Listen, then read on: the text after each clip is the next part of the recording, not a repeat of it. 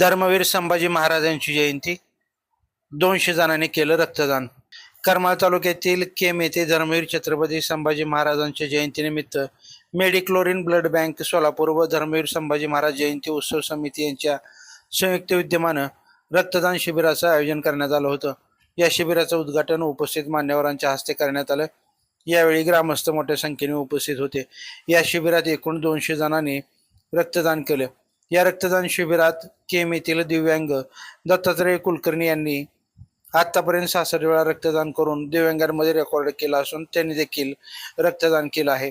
रक्तदान करणाऱ्या रक्तदात्यांना जयंती उत्सव समितीच्या वतीनं पाण्याचा जार, टी शर्ट व शेतकऱ्यांसाठी बॅटरी या वस्तूंचं वाटप करण्यात आलं. या रक्तदान शिबिरात केम परिसरातील शंभू भक्तांनी रक्तदान केलं.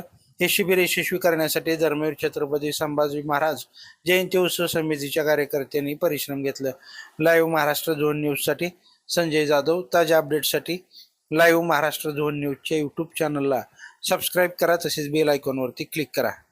रक्तदान करणे ही एक सामाजिक बाब आहे की आपण समाजाचं काहीतरी देणं लागतो.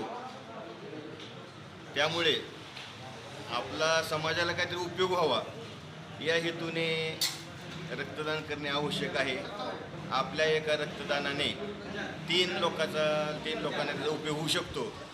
तांबड्या पेशी, पांढऱ्या पेशी आणि रक्त हे 3 लोकांना उपयोगी पडू शकतं. त्यामुळं जास्तीत जास्त लोकांनी रक्तदान करावं. सध्या उन्हाळ्याचे दिवस आहेत आणि बऱ्याच रुग्णांना रक्ताची आवश्यकता असते.